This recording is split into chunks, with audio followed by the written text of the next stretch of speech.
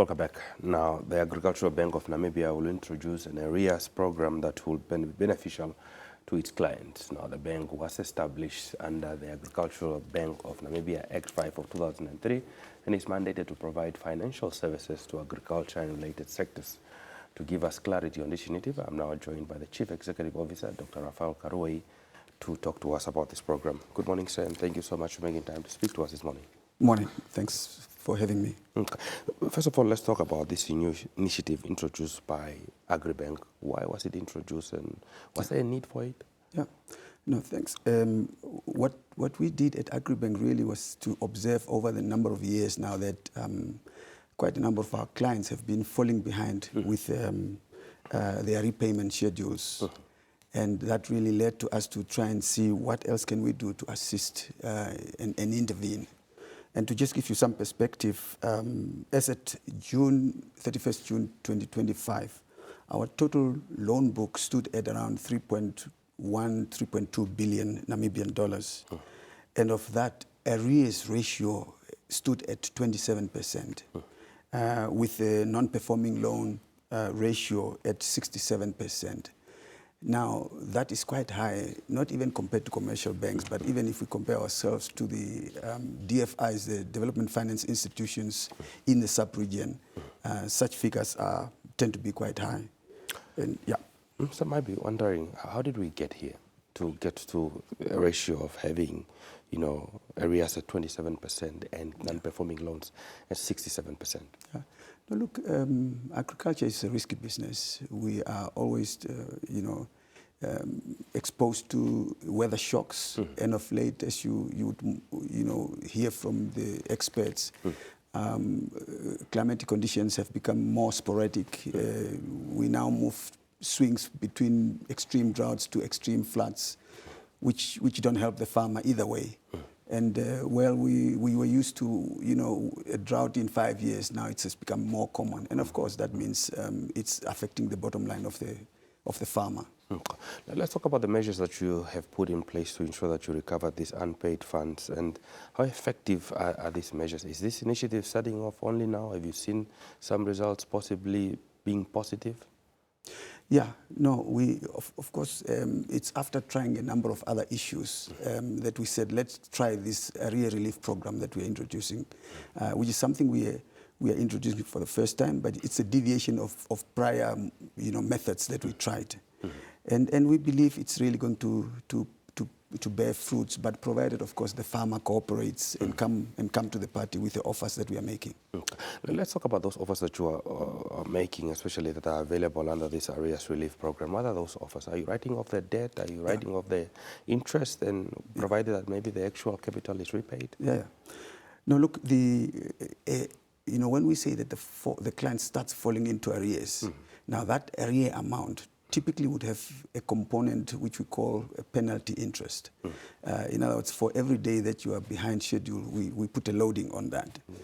And so what we are proposing in this case is to say we strip off that penalty interest on the arrear amount, and the balance, we are asking the client to pay a down payment, at least 20% for those that are in what we call a pre-legal space.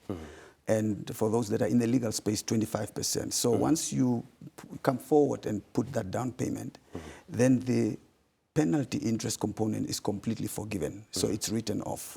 So that's one, which we believe it's really quite a nice offer. At the same time, we will also then delist the client from ITC, for bad financial behavior, if one could call it that way. So it allows you to continue farming and accessing finances from other institutions and so on. We do have also what we call a mentorship and training program. So we would invite the client to also participate on a voluntary basis to actually, be mentored, to be, because we also realize it's not always just the droughts that is affecting the farmer negatively, but it could also be just the way you manage your farm, so farm management, record keeping, financial discipline, all these things are quite crucial as well.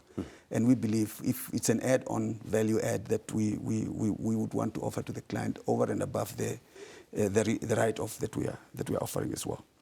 Now, for some of our viewers who may be farmers and might be watching Good Morning Namibia, and they are saying, oh, this sounds to be good news. When can we expect this program to take effect? Yeah, we were just busy sorting out some internal system technicalities and so on. We would announce the effective date very soon. Yeah, just once our systems are ready to accommodate that. Yeah. Let's talk about some of the main challenges that farmers face, in meeting their payment obligations, and, how would you caution these farmers, possibly that even if you do introduce this initiative again, they do not end up again being in the same place. You talked about the issue of farm management, talked about financial discipline, talked about record keeping. Are there other mechanisms that you saw that, that challenge or pose a danger to farmers that lead them to the space where they are right now? No, yeah, look, like I indicated, farming is quite a complex ecosystem, if one would put it that way. The one thing that we observed among the Namibian farmer is that we tend to be focusing on one operation or production. And now with the weather that is really so severely affecting the farming operation, we want to encourage farmers to actually diversify their operation.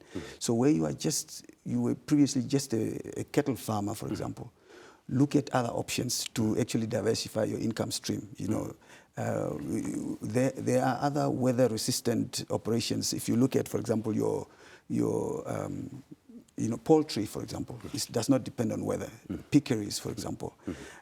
Look at things such as charcoal production. Remember that charcoal is really, bush encroachment is negatively affecting your farming productivity. So you remove that, but at the same time you make money out of, what is a pest on your farm, really. So those kind of combinations, plus your mentorship and so on, we believe really in the long term, would assist the farmer to be sustainable. And at the same time, the bank needs to be financially sustainable at the same time. Correct. So we don't want to see our clients in that space where they are not in a position to repay their dues. I think we can all agree that once the bank is sustainable, it means if you're able to recover this debt, then you can extend the same service to other inhabitants of the country to be able to benefit. Now, as we wrap up our conversation this morning, when the launch eventually will take place and you'll make the official announcement of this, how long will this Arrears program be running for? For as long as we see a positive uptake, because we want to try so many things, but then it depends on whether the bait was effective. Ours is really just to reach out to the farmer and say, we want you to succeed so that we can succeed. So for as long as, and I mean, I just showed you now that our arrears ratio is at 27%. So meaning that we have, of our 3.1 billion, at least a good 900 million or so is in arrears. So as long as we can work towards reducing that over time, we would continue as long as it's effective. Indeed. Yeah. Dr. Raphael Karuaihe, thank you so much for making time to speak to us this morning, and we wish you all the best with this initiative. My pleasure. Thank you. Okay.